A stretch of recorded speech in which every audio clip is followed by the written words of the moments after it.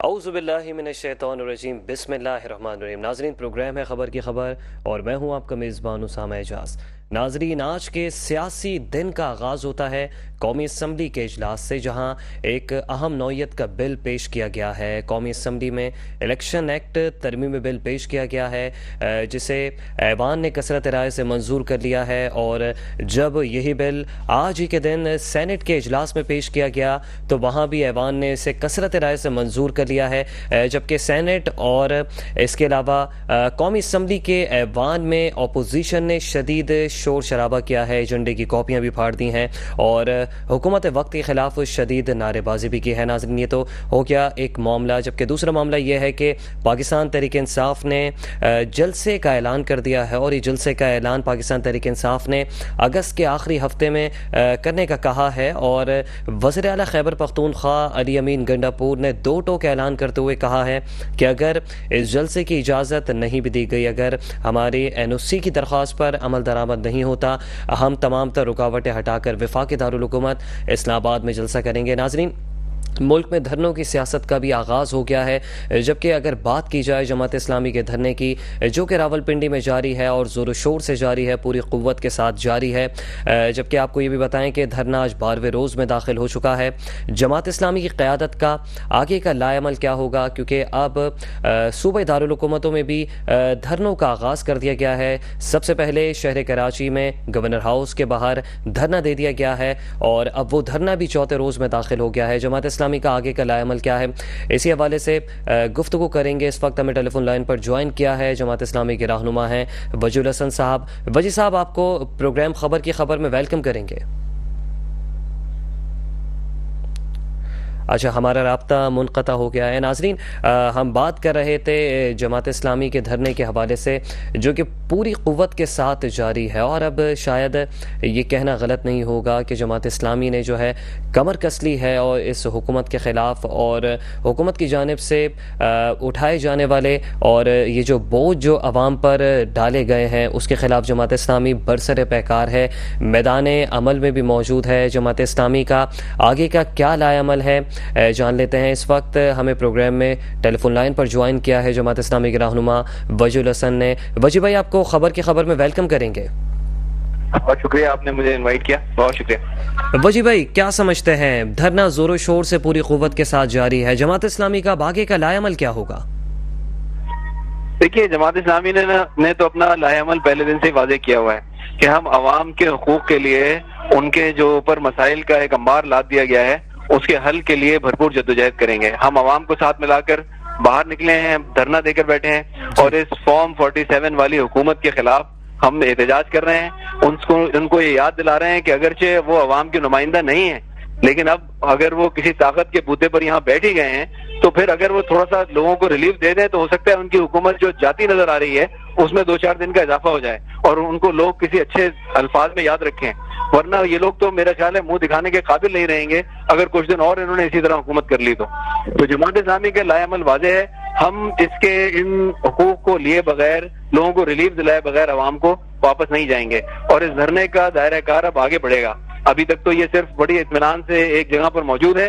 हाफिज साहब ने जिस तरह ऐलान किया है, ये इंशाल्लाह ये जो मरी रोड है यहाँ से भी आगे बढ़ेगा और यहाँ कराची और लाहौर और इस्लामाबाद और पेशावर, इन सब जगहों पे भी इंशाल्लाह ये पेशकदमी करेगा। तो लोग देखेंगे आइंदा आने वाले दिनों में हम जो बात कह रहे हैं कि वो बच्चों का खेल नहीं है। जमात जब बाहर निकलती है तो अपने पूरे मकासद और लाएमल को सामने रखकर निकलती है और हमें अंदाजा है कि ये लोग इतनी आसानी से लोगों को उनके हुकूक देंगे नहीं, क्योंकि लोगों के वोट से मुंतखब होकर नहीं आए, इनको जवाबदेही नहीं करनी है। ये लोगों से इंतकाम ले रहे हैं कि लोगों ने वोट नहीं दिया है अवाम ने, इसलिए ये इस तरह दीदा दिलेरी से अवाम के ऊपर ये डाका डाल रहे हैं, उनके हुकूक पर डाका डाल रहे हैं। लेकिन जमात इंशाल्लाह आगे बढ़ेगी और अपने मकासद को हासिल करके ही दम लेगी इंशाल्लाह। अच्छा, वजी साहब, ये भी बताइएगा कि हुकूमत और जमात इस्लामी के दरमियान मुज़ाकरात का दौर चला, बेनतीजा रहा, इसकी सबसे बड़ी वजह क्या थी? क्या नियतों का बहरान था? नहीं, ये तो देखिए इनकी तो सिर्फ डिले टैक्टिक्स है। ये लोग अवाम को जिस तरह धोखा देते हैं कि सामने कुछ एग्रीमेंट दिखाए इन्होंने IPTs के और असल में पीछे कुछ एग्रीमेंट्स किए, बिल्कुल इसी तरह ये हमारे साथ भी करते हैं। ये आते हैं यहाँ के हमसे बात करते हैं यहाँ धरने में, तो ये बात ये करते रहे कि जी आप लोगों के मुतालबात बहुत अच्छे हैं और हम भी इस पे संजीदा हैं, कुछ करना चाहते हैं। लेकिन दूसरी तरफ इनका हाल ये है कि वापस जाते हैं तो गैर संजीदगी से जो है ना उन मुतालबात के ऊपर कोई गुफ्तगू ही नहीं करते हैं, 3-3 4-4 दिन तक गायब रहते हैं। तो ये संजीदा नहीं है अवाम के मुतालबात को हल करने में। मेरा ख्याल है कि ये इनकी शामत इनको धक्का दे रही है और ये लातों के भूत हैं, ये बातों से मेरा ख्याल है मानेंगे नहीं। अभी तक जो अवाम बड़ी खुश असलूबी से बहुत आराम से अपने मकासद को सामने रख रही है, इनके सामने मुतालबात को, ये इतनी आसानी से मुतालबात को मेरे ख्याल है तस्लीम नहीं करेंगे। तो जाहिर है इसको धरने को अब दूसरी तरफ कन्वर्ट करना पड़ेगा, जहां इन पर मजीद प्रेशर दिया जाए और इनको मजीद जो है ना आगे बढ़ा जाए। सर, हुकूमत तो वैसे भी बंद गली में आ गई है, क्या लगता है क्या हुकूमत अगर आवाम की जानिब से इनके ऊपर प्रेशर आता है, क्योंकि इस वक्त सर स्टाइल कॉपी किया जा रहा है, बांग्लादेश की बात कर रही है पाकिस्तान की यूथ, तो सर क्या समझते हैं क्या हुकूमत ऐसा कोई बोझ ढो सकती है? देखिए मेरे भाई, ये जो हुकूमत है ना, ये अपनी हुकूमत तो खुद अपने बूते पर तो खड़ी नहीं है, इनके पास वोट नहीं, ये ताकत की बुनियाद पर, एक ताकतवर हलकों की बुनियाद पर ये हुकूमत कर रहे हैं। कि ताकतवर हल्के इनके पीछे से आज हट जाएं, ये कल अवाम इनको जूते मार के नीचे उतार देगी। इनकी कोई औकात ही नहीं है, इनको 2 टके की ये इनकी औकात नहीं बची है, इनके पास वोट नहीं है, इनके पास सीटें नहीं है, इनको जबरदस्ती यहाँ पर मुल्क के ऊपर बिठा दिया गया है, वरना जाहिर है इनकी कोई ये अवाम के नुमाइंदे नहीं है। इसलिए हम तो असल में तो हाफिज साहब बहुत इनसे इत्मीनान से और बहुत प्यार मोहब्बत से इनसे बात करके इनको कह रहे हैं कि आप ही रिलीफ दे दीजिए, वरना हकीकत में इनके पास कुछ है नहीं देने के लिए। ये जिनकी ताकत पर, जिन ताकतवर हलकों की बुनियाद पर यहाँ बैठे हुए हैं, वो ताकतवर हल्के असल में इनको इशारा करेंगे तो ये आगे बढ़ेंगे। तो हम समझते हैं कि इनको वो वहां से इशारा मिलना चाहिए, उन ताकतवर हलकों को भी समझना चाहिए कि उन्होंने बहुत नादान लोगों पर, नादान दोस्तों पर हाथ रखा हुआ है, ये दोस्त उनको भी मरवाएंगे, खुद तो मरेंगे, इनकी सियासत का तो खात्मा हो ही चुका है, ये तो इस काबिल नहीं बचे हैं कि किसी इलेक्शन में खड़े होकर अपनी इज्जत भी बचा सके। सर ऐसा ना हो कि उन इशारों की पादाश में देर हो जाए, मुनीर नियाजी का वो शेर है कि हमेशा देर कर देता हूं मैं, ऐसा ना हो कि फिर हुकूमत वक्त जो है वो भी ये दोहराती हुई नजर आए। मैं आपसे एग्री करता हूँ बिल्कुल। अगर देखें वहां से देर हुई, उन्होंने हालात को सही रीड नहीं किया, तो फिर अवाम जो है इन सामने आने वाले, सामने बैठे हुए चेहरों को भी से भी निपटेंगे, और फिर जो इनके पीछे लोग बैठे हैं ताकतवर हल्के, फिर उन तक भी गुस्सा ना चला जाएगा। तो इसलिए सबको होश के नाखून लेने चाहिए, सबको समझना चाहिए कि हालात क्या हैं। अगर इन हालात में लोगों को आप रिलीफ नहीं देते, लोगों को जीने की सहूलत नहीं देते, तो फिर क्या होगा? अवाम के पास तो देखे ना, सामने नजर आ रहे हैं उनको तो कि किस तरह मसाइल हल होते हैं। कश्मीर के लोग बाहर निकले, उन्होंने अपने मसाइल हल कर लिए, आजाद कश्मीर के लोग। बांग्लादेश में लोगों ने अपने हाथ में सब कुछ लिया और मामला हल कर लिए। तो क्या ये इस बात के मुंतज़िर है कि यहाँ भी ये हालात हो जाएं? तो मेरा ख्याल है जमहूरी कुव्वतें जहां जब तक मौजूद हैं और जिस तरह जमहूरी तरीकों से वो अपने हुकूक मांग रही हैं, इनको अवाम को उनके हुकूक मिलने चाहिए, ताकि जो है ना कोई केओस मुल्क में बरपा ना हो, ताकि मुल्क में जो है ना एक सैनिटी प्रिवेल करे। तो हम ये चाहते हैं कि सब तमाम हल्के जो इस दुनिया मुल्क में मौजूद हैं और मुख्तदिर हैं, उनको हालात का सही तजिया करना चाहिए और उसके नतीजे में फिर सही फैसले करने चाहिए, और इन नादान दोस्तों से उनको निजात हासिल करना चाहिए जो खुद तो डूब ही गए हैं, इनको भी डुबो देंगे। अच्छा वजी भाई, आपने बहुत अच्छी जानिब इशारा किया। मैं चाहता हूँ कि बांग्लादेश का जो मुजीबुर रहमान ख़ानदान जो है, इनसे जमात इस्लामी का क्या तनाज़ा था, क्या पस मंज़र है? मैं चाहता हूँ कि प्रोग्राम के तवज्जुह से ज़रा आवाम को और नौजवान तक ये बात मुंतकिल हो सके। देखिए, तनाज़ा कोई भी नहीं है। मसला यह है कि पिछले 15 साल से शेख हसीना वाजिद एक ऑटोक्रेटिक हुकूमत बन गई थी। उन्होंने जबरदस्ती इक़्तिदार पर कब्जा किया, धांधली की, धौंस की, उनके पीछे इंडिया पूरा खड़ा था, और इंडिया ने जिस तरह से उनकी मदद की हर तरह से, और उन्होंने आर्मी को अपने साथ मिला लिया, और इसके नतीजे में वो अवाम पर हुकूमत करती रही, और उन्होंने हर उस दुश्मन को, हर उस पार्टी को जो उनकी मुतबादिल कुव्वत, सियासी कुव्वत बन सकती थी, उन्होंने उसको जो है तहतीक किया। यानी उन्होंने खालिदा जिया को भी खराब किया, उनके साथ भी मुकदमात कायम किए, और जमात इस्लामी को तो उन्होंने मुल्क दुश्मनी की बुनियाद पर जो है वो करार दे दिया, बैन कर दिया, इंतकामी कार्रवाई की। जी सर, जमात इस्लामी को तो वहां से बैन कर दिया गया था, लेकिन कल एक पोस्ट नजरों से गुजरा, उसके ऊपर जिक्र ये हो रहा था कि हम रजाकार हैं और हाथ में कौमी परचम भी था। देखिए, मसला पाकिस्तान और प्रो पाकिस्तान और एंटी पाकिस्तान का बांग्लादेश में नहीं है। सही। देखिए, पूरे खित्ते में जो लड़ाई है ना, वो जालिम और मजलूम की लड़ाई है। हम यहाँ पे भी जालिम और मजलूम का मसला है। देखिए, जालिम जो है ना, वो लोगों को तकसीम करता है, किसी को कहता है कि तुम जो है ना वो गद्दार हो, तुम जो है वो फलाने कौम से ताल्लुक रखते हो, तुम फलाने कौम से ताल्लुक रखते हो। बिल्कुल यही फिनोमेना यहाँ भी है। हर जगह जहाँ जालिम मौजूद होता है वो लोगों को तकसीम करने के लिए मुख्तलिफ स्टिग्मास क्रिएट करता है और उनके ऊपर वो स्टिग्मास चश्मा करता है और उसके बाद उनको जो है ना निशाना बनाता है। हकीकत क्या है? हकीकत ये है कि जो भी सियासी मुतबादिल कुव्वतें मौजूद होती हैं उनको निशाना बनाया जाता है और उनको पीछे हटाने के लिए मुख्तलिफ। तो यही हाल वहाँ जमात इस्लामी के साथ हुआ कि उन्होंने जमात इस्लामी को सियासत से खत्म करने के लिए, उसकी क़ुव्वत को खत्म करने के लिए उस पर बैन लगाया, उसको मुल्क दुश्मन का। यही वजह है कि वहां पे जब जैसे ही ये उनकी गवर्नमेंट हटी है तो वो सारे लोग रिहा हो गए हैं, अब वो बाहर आ गए हैं। और ये इसको इस तनाजुर में नहीं देखना चाहिए कि प्रो पाकिस्तान और एंटी पाकिस्तान बांग्लादेश, बल्कि हमें इस तनाजुर में देखना चाहिए कि जालिम और मजलूमों ने जालिमों को उठाकर फेंक दिया है अपनी ताकत के मुद्दे पर। और ये फिनोमेना है जो हर जगह रिपीट हो सकता है। 20-21-22-23 साल के वो नौजवान तलबा, वजू भाई 20-21-22-23 साल के वो नौजवान तलबा जो उस मुल्क में इनकलाब ले आए, लेकिन वक्त की सितम ज़रीफ़ी ये है कि यहाँ तो तलबा को खुलकर सियासत करने की, पॉलिटिक्स करने की इजाज़त भी नहीं दी जाती पाकिस्तान में। बस यहाँ की बदकिस्मती ये है कि यहाँ लोगों को तकसीम किया गया है, जबान की बुनियाद पर तकसीम किया गया है, फिरकों की बुनियाद पर तकसीम किया गया है, सूबों की बुनियाद पर तकसीम किया गया है और तकसीम दर तकसीम की एक ऐसी वो बिछा दी गई है, यहाँ पे जाल बिछा दिया गया है जिसके नतीजे में कौम को मुत्तहिद नहीं होने देते। वहाँ ऐसा मसला नहीं है, लेकिन यहाँ भी देखें कौम मुत्तहिद है, जालिमों के खिलाफ कौम का मैंडेट मौजूद है जो हमें 8 फरवरी के इलेक्शन में नजर आया है। उसको हमें सामने रखना चाहिए। वो मैंडेट अभी कहीं गया नहीं है, गायब नहीं हुआ है। अगर हम चाहते हैं कि अवाम को इस मुल्क को तरक्की करने दें और अवाम को उनके हुकूक मिले तो हमें उनके मैंडेट का एहतराम करना चाहिए। जबरदस्ती लोगों को मुसल्लत करेंगे तो जो भी होगा उसका अंजाम हसीना वाजिद जैसा होगा। बिल्कुल ऐसा ही है और नौजवानों की अहमियत से, तलबा की अहमियत से किसी सूरत इनकार नहीं किया जा सकता। अच्छा वजी भाई बताएं, क्या धरनों की सियासत के ज़रिए जमात इस्लामी अपने मुकर्ररा अहदाफ हासिल कर सकेगी? क्या कामयाबी मिल सकेगी? देखें बिल्कुल है, हमारे धरना तो देखें एक उन्वान है ना, वरना असल हकीकत क्या है? असल बात यह है कि हम लोगों को जमा कर रहे हैं, लोगों को मज़ाहिमत की दावत दे रहे हैं। बस लोग मिलकर जब जद्दोजहद करते हैं, इंसानों का जम्मे गफीर जब किसी बात पर मुश्तरका तौर पर जद्दोजहद करता है तो उसमें फिर अल्लाह ताला बरकत देता है और जालिम को पीछे हटना पड़ता है। ये है फिनोमेना।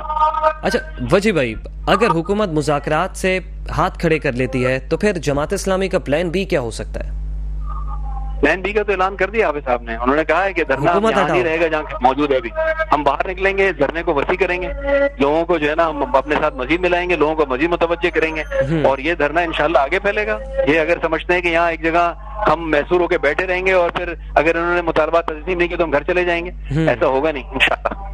अच्छा वजी भाई, एक सवाल और है कि हुकूमत अगर 10 के 10 निकात मान लेती है तो इस बात की क्या गारंटी है कि हुकूमत इन 10 के 10 निकात पर सिद्क़ के दिल से अमल दरामद भी करेगी और इंश्योर करेंगे? देखें ये तो हम घर तक पहुंचाएंगे इनको। ये अगर कोई मुतालबा मानते हैं तो फिर इंश्योर करेंगे कि मुतालबे पे अमल दरामद भी हो। और ये अवाम कहीं जाएंगे थोड़ी, अगर ये हमारे अमल दरामद नहीं करेंगे तो दोबारा आएंगे, दोबारा बैठेंगे, इनको जो है ना हक दिलाएंगे इंशाल्लाह अवाम। अच्छा वजी भाई, जब भी बड़े बड़े धरने होते हैं, बड़े बड़े मुजाहरे होते हैं तो हुकूमत की जानिब से पेशकश भी की जाती है कि फ़ला वजारत ले लें, फ़ला कुर्सी ले लें, फ़ला सिंहासन पे विराजमान हो जाएं। तो क्या अब तक ऐसी कोई ऑफर मिली जमात इस्लामी को? नहीं, जमात तो जाहिर है किसी मफाद के लिए थोड़ी आई है, वो तो अवाम के हुकूक के लिए बाहर निकली है। अवाम के हुकूक मिलेंगे तो हम पीछे जाए हटेंगे, वरना ये तो हाफिज साहब को उन्होंने सीट दी थी, हाफिज साहब ने वापस कर दी। ठीक है ना, ये अगर हम सीटों और मफादात के लालची होते तो फिर जाहिर है वो तो एक सीट मौजूद थी, लेकिन जमात ने उसको वापस किया है। लेकिन वजी भाई वो सीट अभी हाफिज साहब के नाम पर ही है। जी सॉरी, नोटिफिकेशन हाफिज साहब के नाम का निकल चुका है उस सीट का। 9 ताज़ाबाद की नशिस्त की आप बात तो वापस कर दिया, उसके जो भी कानूनी तरीक़ेकार हैं उसके मुताबिक वो हकदार को मिलेगी इंशाल्लाह, हकदार को मिल जाएगी वो। ठीक है वजूल हसन साहब, आपका बहुत बहुत शुक्रिया, आपने प्रोग्राम के लिए वक्त निकाला। नाज़रीन यहाँ वक्त हुआ है शॉर्ट ब्रेक का, ब्रेक के बाद फिर हाजिर होते हैं। नाज़रीन प्रोग्राम में एक बार फिर से आपको खुशामदीद करेंगे। मुल्क भर में धरनों की सियासत का आगाज़ हो चुका है। जमात इस्लामी ने इस वक्त अपनी कमर कस ली है, कमर बस्ता है। जमात इस्लामी बरसर पैकार है और मैदान अमल में भी मौजूद है, जबकि साथ ही साथ अवामी हल्के हों या सियासी हल्के हों या मजहबी हल्के हों, सब के सब जमात इस्लामी के इस धरने की हिमायत करते दिखाई दे रहे हैं। बानी PTI ने भी जमात इस्लामी के धरने की हिमायत का ऐलान ऐलान किया है और पीटीआई की जो कोर कमेटी है उसने भी जमात इस्लामी के धरने का ऐलान किया है। और इस वक्त पाकिस्तान तहरीक इंसाफ जो है वो खासा शिकंजे में तो है, लेकिन उसके बावजूद भी पॉलिटिकल एक्टिविटीज़ जो हैं वो जारी हैं और टफ टाइम दिया जा रहा है हुकूमत को। जबकि साथ ही साथ आपको ये भी बताएं कि पाकिस्तान तहरीक इंसाफ ने अगस्त के आखिरी हफ्ते में वफाकी दारुल हुकूमत मरकज़ इस्लामाबाद में जलसे का ऐलान कर रखा है और वज़ीर आला KPK अली अमीन गंडापुर ने 2 टोक ऐलान किया है।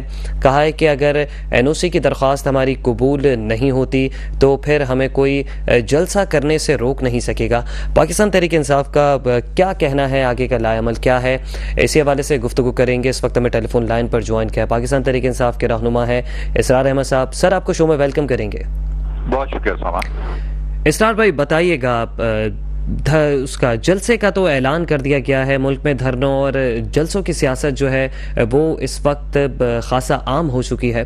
क्या लगता है, क्या हुकूमत की नीयत है कि वो इस वक्त आपको अगस्त के आखिरी हफ्ते में जलसा करने की इजाज़त देगी और किसी किस्म के NOC जारी करेगी? देखिए Usama, being largest political party of Pakistan, ये हमारा बेसिक राइट है। No doubt। और इस राइट को पिछले 1.5 साल से गस्ब किया जा रहा है और कोई भी सियासी जमात होती है उसको इजाजत दी जाती है कि वो आए और जलसा कर दे। अभी पिछले दिनों तहरीक लब्बैक पाकिस्तान ने इस्लामाबाद में धरना दिया, उनको किसी किस्म की कोई रुकावट नहीं हुई, उनके साथ मुज़ाकरात भी हुए। जमात इस्लामी इतने अरसे से कर रही है। हर पॉलिटिकल जमात को आजादी है, तो वाई पीटीआई से क्यों खाइफ है हुकूमत या वो इदारे जो ये समझते हैं कि पाकिस्तान तहरीक इंसाफ शायद खत्म हो चुकी है, तो वो हमारी ताकत देखना चाहते हैं। तो कल सुबह में एक हल्का सा हमने पावर शो किया, एक बहुत छोटी सी जगह पे, उसका पावर शो का अंदाजा हो गया होगा। हम इस्लामाबाद में करना चाहते हैं। लास्ट टाइम भी हमें NOC दी गई और चंद घंटे पहले वो NOC कैंसिल कर दी गई।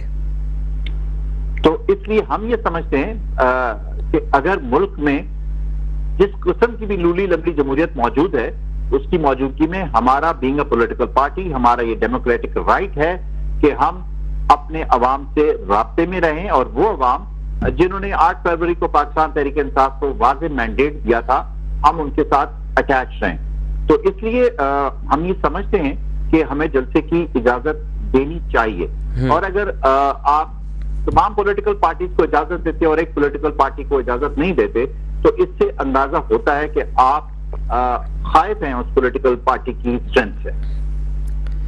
अच्छा इसरार साहब, क्या समझते हैं कि अगरचे इजाजत नहीं दी जाती तो तमाम रुकावटों को अबूर करते हुए जलसा किया जाएगा? देखिए, मैं आपको बताऊं, पीटीआई की हिस्ट्री अगर आप उठा के देखें सिंस 96 हमने हमेशा कानून का एहतराम किया है।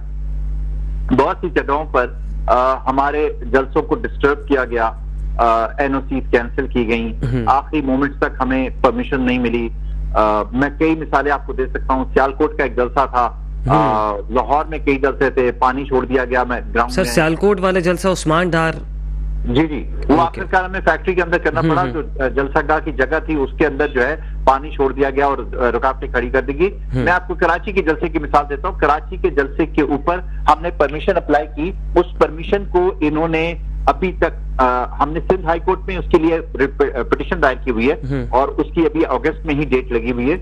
हम पिछले 3 माह से अदालत का दरवाजा खटखटा रहे हैं कि हमें जलसे की परमिशन क्यों नहीं दे रही, और अदालत ने फरीकैन को नोटिस जारी किए, हमें सब कुछ किया हुआ है। तो कहने का मकसद यह है कि हम अगर कानून की हुक्मरानी ना चाहते तो हम अदालती रास्ता इख्तियार ना करते। हमारा मैंडेट चोरी हुआ, हमने ट्रिब्यूनल्स का रास्ता इख्तियार किया। हमने एहतजाज के जरिए जो है वो अपनी बात मनवाने के साथ साथ कानूनी ऑप्शंस पर भी गौर किया। इमरान खान साहब की रिहाई के लिए रैलीज और जलसे और एजिटेशन के साथ साथ हम अदालती कार्रवाइयों का हिस्सा रहे हैं। हमने हर अदालत के अंदर, अगर किसी लोअर कोर्ट के अंदर हमें रिलीफ नहीं मिला तो हम हाई कोर्ट्स में गए, अगर हाई कोर्ट से नहीं मिला हम सुप्रीम कोर्ट तक गए। तो एक ऐसी पॉलिटिकल पार्टी जो बेसिकली जिसका मकसद ही इंसाफ है, वो इंसाफ के तकाजों के मुताबिक तमाम कानूनी ऑप्शन जो है वो बरूकार लाएगी और फिर अवाम को ये बताएगी कि इस हुकूमत का जो दोगला मेयार है कि एक पॉलिटिकल पार्टी से वो खाइफ होकर उसको जलसे की परमिशन नहीं देते और बाकी हर पॉलिटिकल पार्टी को ये राइट है कि वो अपनी पॉलिटिकल एक्सरसाइज कर सके। अच्छा सर, बाकी तमाम पॉलिटिकल पार्टीज जो लाजमी तौर पर आपसे खाइफ रहती हैं, आपकी जमात से, पाकिस्तान तहरीक इंसाफ से, उनकी जानिब से कहा ही जाता है कि ये तो लाडले हैं और ये लाडले हैं इन दिनों जुडिशरी के, तो सर क्या सदाकत है इस बात में? देखिए, ये तो इतनी आपने कॉमेडी बात की है कि आपने, सॉरी आपकी नहीं, ये जो वो परसेप्शन किया गया कि हम लाडले हैं। देखिए, लाडले वो होती हैं जो साला साल बाहर रहें, इश्तिहारी मुल्जिम हो, और जब वो जहाज से उतरे तो कोर्टे वहां जाके उनको हिफाजती जमानतें भी दे दें और वो क्लियर होके ग्रीन जेट लेके आ जाएं। कभी इस तरह हुआ कि सजा याफ्ता जो मुजरिम है वो मुल्क से बाहर भागा हो और 8 साल बाद या 9 साल बाद वापस आकर उसने जो है अदालत से रुजू किया हो और अदालत ने उसके केस सुन के उसको बाइज्जत बरी कर दिया हो। ये किसी आम पाकिस्तानी शहरी के लिए मुमकिन नहीं है। लाडले तो जो हैं वो तो सारी दुनिया को लगता है। अगर हम लाडले हैं तो जो रवैया हमारे साथ 9 मई सन 2023 से 22 से किया जा रहा है वो किसी और पॉलिटिकल पार्टी के साथ इस तरह नहीं किया गया। हमने तमाम ऑप्शंस, जिस तरीके से हमारा सिंबल लिया गया, आज खुद जुडिशरी मान रही है कि वो सिंबल लेने का फैसला गलत फैसला था। ठीक है, हमने उसके बावजूद बगैर सिंबल के इलेक्शन लड़ा। बिल्कुल, फर्स्ट लार्जेस्ट पार्टी भी बन गई पाकिस्तान तहरीक इंसाफ जी, फर्स्ट लार्जेस्ट पार्टी के तौर पर भी उभरी। एग्जैक्टली लेकिन आप फर्स्ट लार्जेस्ट पार्टी उस लिहाज से भी कि विदाउट सिंबल अगर कोई पार्टी इलेक्शन लड़ती है और उसके पास एक ही हलके में कौमी और सूबाई में अलग अलग सिंबल्स हैं और उसके बावजूद वो अवाम का मैंडेट लेके आती है, तो ये कोई छोटी चीज नहीं है। हमने वो सारी चीजें फेस की हुई हैं। अगर ये किसी और पॉलिटिकल पार्टी के साथ होता तो क्या वो सरवाइव कर सकती थी? और अगर ये लाडलापन है तो मैं दुआ गो हूं आपके इस प्रोग्राम के तवस्सुत से कि लाडलापन फिर तमाम पार्टियों के साथ हो। सर, बहुत बड़ी बात कह दी आपने। अच्छा, इसरार साहब ये भी बताइएगा, पाकिस्तान तहरीक इंसाफ की जो सियासत थी थोड़ा सा उसका स्टाइल चेंज हुआ है और गुज़िश्ता प्रोग्राम में भी आपकी और मेरी बात हो रही थी गुज़िश्ता दिनों कि एकदम से जो है वो ट्रैक चेंज हो गया। सर, क्या लगता है, क्या कोई पीछे से इशारा मिला है, कोई इंडिकेशन मिला है, कोई ऐसा कोई ग्रीन सिग्नल मिला है कि अब तर्ज सियासत थोड़ा तब्दील कर दिया जाए? उसामा, मैं बहुत क्लियर हूँ पीटीआई की पॉलिसीज की, क्योंकि मैं फाउंडर मेंबर हूँ पीटीआई का और जो आइडियोलॉजी ऑफ पीटीआई है मैं उसका मुहाफिज हूँ। देखिए, अगर इशारों पे चलना होता ना हमने, तो 8 फरवरी के इलेक्शन के नतीजे में विफाक में और सूबों में हमारी गवर्नमेंट्स बनती। अगर हमने इशारों की जबान समझनी होती। देखिए, हमने पाकिस्तान की सियासत में वो स्टैंड लिया जो मुख्तलिफ पार्टियों ने मुख्तलिफ मौके पर लिया, लेकिन जब जरा सा प्रेशर आया तो वो रिट्रैक्ट कर गए, वो अपने स्टांस से पीछे हट गए।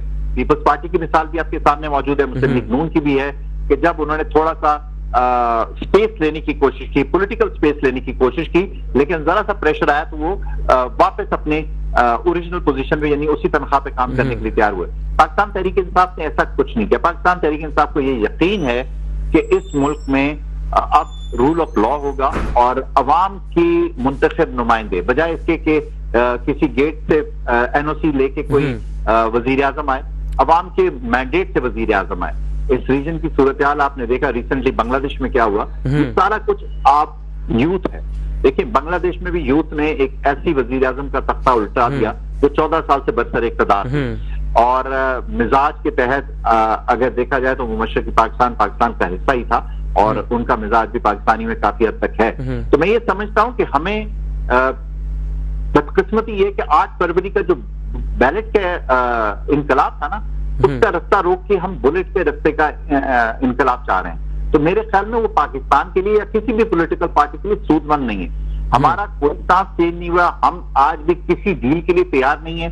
डील होती तो सबसे पहले इमरान खान साहब जेल से बाहर होते, क्योंकि आप भी जानते हैं और सारी दुनिया जानती है कि वो जिन केसेस में इस वक्त जेरे हिरासत हैं उन केसेस में कोई जान नहीं है। जो बड़े बड़े केसेस जिन्होंने बनाए थे कि जिसमें उनको सजाए मौत या उम्र भर कैद हो सकती थी। बिल्कुल सर, ये इंतकामी सियासत, इंतकामी कार्रवाई और इंतकामी केसेस का जो ये मामला है, ये नस्ल दर नस्ल चलता आ रहा है। हर हुकूमत हर गुज़िश्ता हुकूमत के खिलाफ केसेस बनाती है। इसरार साहब, बहुत शुक्रिया, आपने शो के लिए वक्त निकाला। नाज़रीन, यहाँ वक्त हुआ है एक शॉर्ट ब्रेक का। वेलकम बैक नाजरीन। मुल्क भर में धरनों की, एहतजाज की, सड़कों की और जलसों की सियासत का आगाज़ हो चला है और इस वक्त जमात इस्लामी हो या पाकिस्तान तहरीक इंसाफ हो, दोनों ही ऐवान के अंदर भी और सड़कों पर भी हुकूमत को खासा टफ टाइम देते दिखाई दे रहे हैं। पाकिस्तान तहरीक इंसाफ ने इलेक्शन एक्ट तरमीमी बिल को जो है वो मुस्तरद कर दिया है, जबकि बिल जो है वो ऐवान से कसरत राय से मंजूर हुआ है। इस बिल के ऊपर पाकिस्तान तहरीक इंसाफ को शदीद तहफ़्फ़ुज़ात हैं, जबकि जमात इस्लामी ने पाकिस्तान तहरीक इंसाफ ने इस बिल के ख़िलाफ़ सुप्रीम कोर्ट से रजू करने का फ़ैसला कर दिया है। इसी हवाले से गुफ्तगू करेंगे। इस वक्त माहिर कानून बैरिस्टर अली ताहिर साहब ने हमें टेलीफोन लाइन पर ज्वाइन किया है। बैरिस्टर साहब, आपको सबसे पहले शो में वेलकम करेंगे। थैंक यू वेरी मच, बहुत शुक्रिया आपका। बैरिस्टर साहब, बिल पेश कर दिया जाता है और कसरत राय से मंजूर भी कर लिया जाता है, क्योंकि मखलूत हुकूमत जो कायम है और नंबर्स भी उनके ज़्यादा हैं, चाहे वो सेनेट हो चाहे वो कौमी असम्बली हो। सर, अब इस बिल को चैलेंज करने वाली है पाकिस्तान तहरीक इंसाफ, तो क्या लगता है हुकूमत अपने बुने हुए जाल में एक मरतबा फिर से फंसने जा रही है? जी, बिस्मिल्लाहिर्रहमानिर्रहीम। देखिए, मामला इस तरह से है कि सुप्रीम कोर्ट की किसी जजमेंट को इस तरह एक्ट लाकर अंडू नहीं किया जा सकता उस वक्त जिस वक्त वो कॉन्स्टिट्यूशनल इंटरप्रिटेशन के ऊपर जो है आई भी हो। अच्छा, मेजॉरिटी का जो रीजंस हैं वो अभी आने हैं, अभी तक आए नहीं हैं।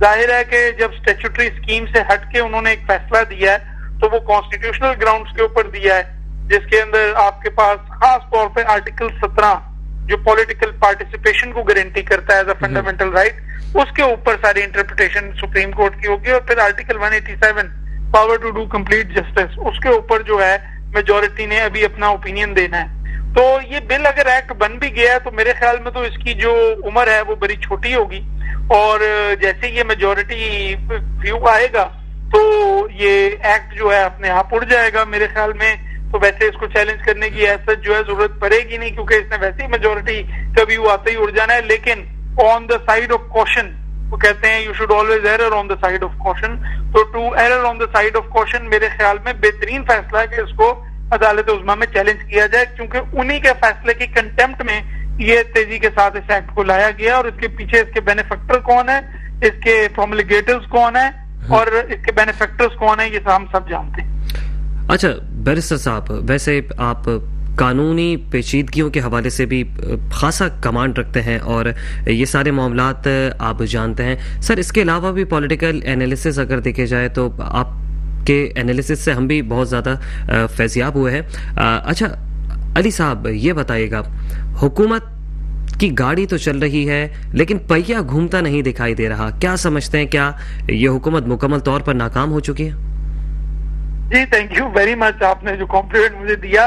मगर बिल्कुल एक फॉर्म 47 की हुकूमत है जिसका कोई मैंडेट मौजूद नहीं है, जो लोगों के वोटों से नहीं आई। एक टांगे के ऊपर जो है आपने 10 लोग बिठा के कैबिनेट बना दी, तो जाहिर है उसने फेल तो होना ही था। और आप देख लीजिए इन्फ्लेशन का जो हाल है, फ्यूल के प्राइसेस का जो हाल है, गवर्नेंस का इस मुल्क में वैसे जो हाल है, कोई बंदा जो है वो इसको स्कम्बिंग फेलियर के अलावा और कोई टर्म मेरे ख्याल में शायद इस्तेमाल नहीं करेगा इस हुकूमत के लिए। मांगे तांगे की हुकूमत है, ज्यादातर सीटें फॉर्म 47 वाली जाली सीटें हैं, बाकी कुछ इत्तेहादियों के साथ मिल गए हैं। जिसको फेज बनाया था जी के पाकिस्तान को नवाज दो, वो फेज जो है वो पता नहीं अब बॉटम बन गया है, क्योंकि वो कहीं नजर ही नहीं आता, और उसकी जगह जो है एक सेकंड कैटेगरी का थर्ड रेट पॉलिटिशियन उठाकर जो है आपने प्राइम मिनिस्टर बना दिया है। तो फेलियर नहीं होगा तो उसमें इसमें मतलब और क्या आएगा? आप बताइए ना कि शहबाज शरीफ को शायद कोई घर का खाना ना बनाने दे, उससे इतना कोई कॉन्फिडेंस इंस्पायर नहीं वो करता आदमी। अगर वो आपसे कहे आपको कढ़ाई बना के खिलाएगा, आप कहेंगे मैं मर जाऊंगा खा के, खाना ना इसको बनाने दूं, उसको आपने मुल्क चलाने के लिए दे दिया, तो फेलियर ही होना है ना, और तो उसका कोई हल निकलना नहीं है। इसका सिर्फ और सिर्फ वाहिद हल यही है कि जो कुव्वतें हैं वो इस बात को समझें कि जिनका मैंडेट है, लोगों ने जिन लोगों को वोट दिया है, उन लोगों को हुकूमत उनके हवाले वापस कर दें ताकि वो इस मुल्क को आगे लेके जाए। अच्छा बैरिस्टर अली ताहिर साहब, पाकिस्तान को नवाज दो, ये जो नैरेटिव था पाकिस्तान मुस्लिम लीग नवाज का, गवर्नमेंट भी बना चुके हैं, तो ये नैरेटिव शायद अब तब्दील हो गया है कि पाकिस्तान को महंगाई से नवाज दो, भारी भरकम बिलों से नवाज दो, इजाफी टैक्सेस से नवाज दो। जी, और शरीफ खानदान को एवनफील्ड अपार्टमेंट से नवाज दो।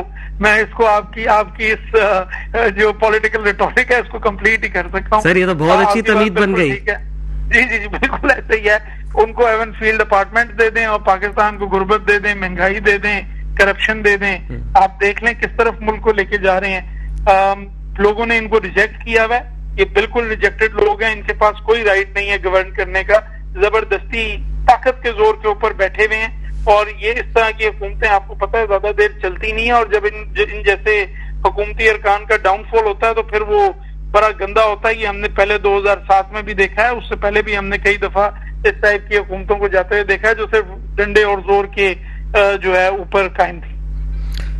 बिल्कुल बैरिस्टर अली ताहिर साहब, आप बिल्कुल सही बात बोले थे। और आज एक ऐसा ही सूरज डूबते हुए देखा गया है बांग्लादेश में, और इस वक्त जो वहाँ के हुक्मरान थे वो वतन से फरार हो गए, और इस वक्त नौजवानों में सख्त मायूसी फैली हुई है। देखना ये होगा क्या यहाँ के नौजवान इस हुकूमत के ख़िलाफ़ और ये जो क्राइटेरिया है, दोहरा क्राइटेरिया है, उसके ख़िलाफ़ कब आवाज़ उठाएंगे। हर किसी की नज़रें जो हैं इस मुल्क के नौजवानों की तरफ हैं। नाज़रीन, इसी के साथ अपने मेज़बान उसामा एजाज को दीजिएगा इजाज़त। इंशाल्लाह कल फिर मुलाकात होगी, जब तक अपना बहुत ख्याल रखिएगा। अल्लाह हाफ़िज़।